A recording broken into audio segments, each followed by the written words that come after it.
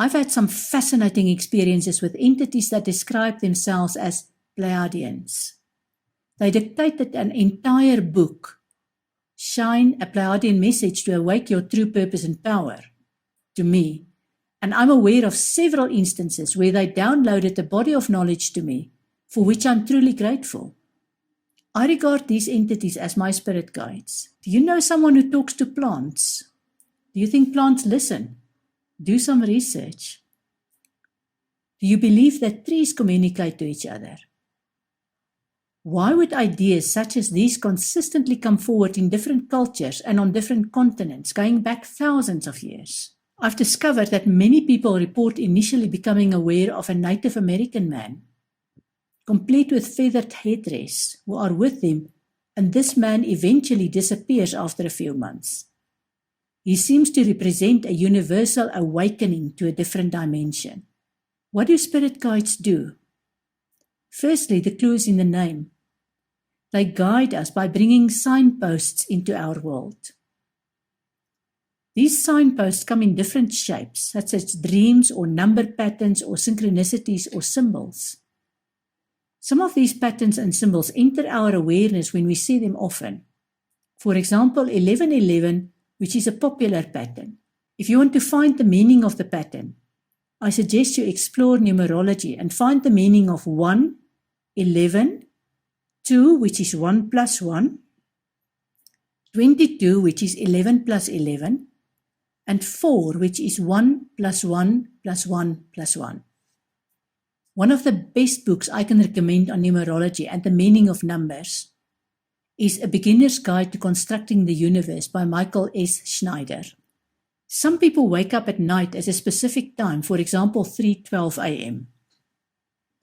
When that happens to you, I suggest you keep a notebook and a pen next to your bed. The moment you wake up, you write down whatever is in your mind without questioning anything. Then go back to sleep. When you wake up in the morning, read what you've written. It may not make sense to you immediately. However, keep making those notes as long as you are woken to receive the message. Synchronicity is a topic that we will discuss in detail in another module. For the moment, I will just say that synchronicity, unlike coincidence, has no cause. For example, a girl goes swimming with her grandmother. In the swimming pool, the girl chats with another girl of a similar age but a different background. And they become lifelong friends after enjoying one day that wasn't previously planned in each other's company. I'm always puzzled that there are so few people who are aware of crop circles and the messages they carry. There's a strong awareness of crop circles in the south of England and in the Netherlands, but not necessarily the message they convey. In South Africa, on the other hand, very few people know about the crop circles in KwaZulu-Natal. I believe we are receiving a strong and regular communication via crop circles, and we need to study more of the patterns to raise our awareness. Spirit guides also steer us in the direction of experiences and teachers that we benefit from or need to know about. For example, it's no coincidence that we meet the people we have relationships with. The more we are able to calm our thoughts and connect to the universe, the better we hear, see, and feel the communications from our spirit guides. We also need to be willing to invite them into our lives so that we can get maximum benefit from them.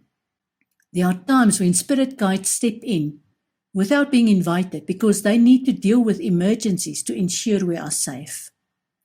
I'm sure you've heard many stories of people who've had narrow escapes in hair-raising situations. Spirit guides also support us during illness and help healers in their tasks. Once you become aware of how your spirit guides can and do enrich your life, you will notice their handiwork in forms such as songs that touch your heart with a message, or thoughts floating into your mind, or waking up from significant dreams that help you in your daily life.